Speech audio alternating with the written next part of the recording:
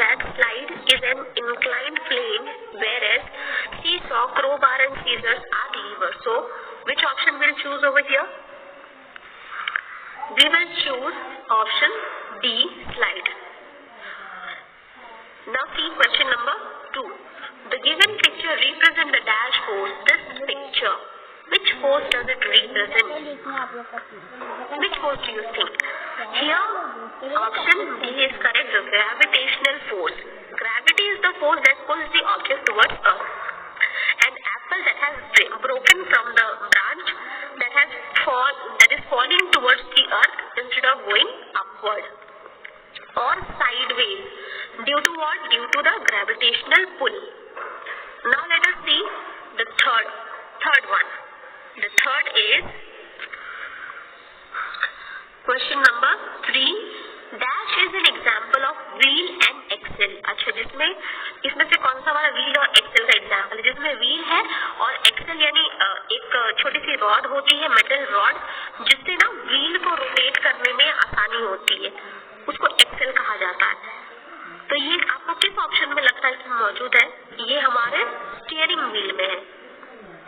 जो हमारी कार की या कोई भी व्हीकल्स की जो व्हील होती है उसमें भी होता है, जिससे जो टायर है वो अच्छे से मूव कर पाता, व्हील जो है वो अच्छे से मूव कर पाता ड्यू टू एक्सेल के प्रेजेंस होने से।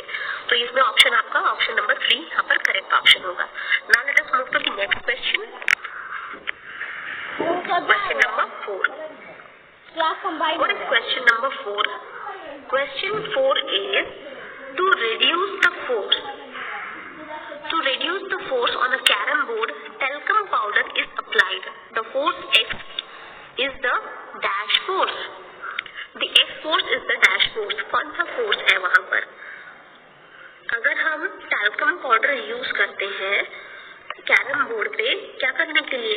एक फोर्स है, फ्रिक्शनल फोर्स है, उसको रिड्यूस करने के लिए। तो यहाँ पर कौन सा फोर्स होगा वो हमें बताना है। क्या है? Applied by hand on sponge ball, या that makes it rough to lift heavy object, that pulls down all objects toward earth, और that prevent us from slipping while walking. ये होगा डी वाला। यहाँ पर भी फ्रिक्शनल फोर्स की बात होती है। फ्रिक्शनल फोर्स वो फोर्स है जो हमें जब हम चल रहे होते तो हमें गिरने, हमें स्लिप करने नहीं देता है। जहाँ पर फ्रिक्शनल फोर्स कम होगी वहीं पर हम लोग स्लिप कर जाते हैं। तो और ये टैल्कम पाउडर भी यूज किया जाता है कैरम बोर्ड में, इसलिए कि ये फ्रिक्शन ज्यादा ना रहे, कम हो जाए, और जो गोटियां है कैरम की वो स्लिप करके सीधा चली जाए, गोल हो जाए, इसलिए। और चलो अब इसलिए हमारा यहाँ पर ऑप्शन नंबर डी करेक्ट होगा।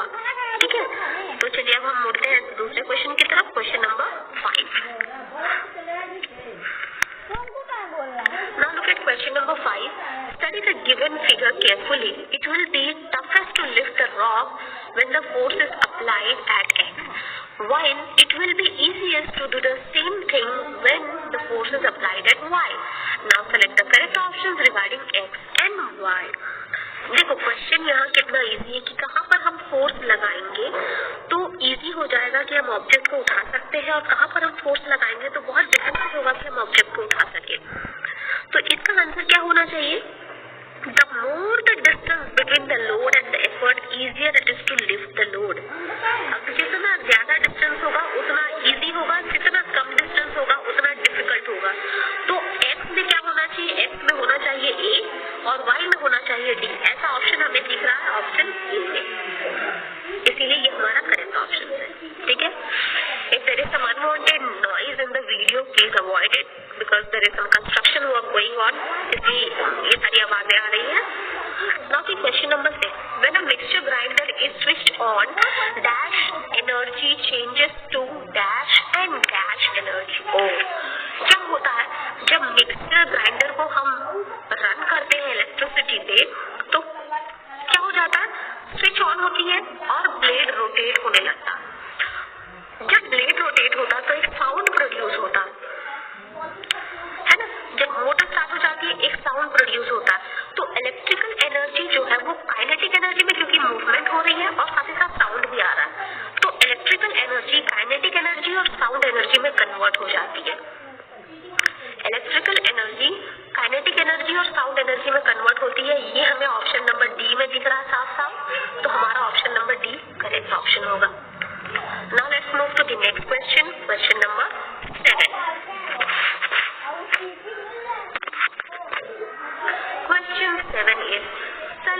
the correct statement. हमें correct statement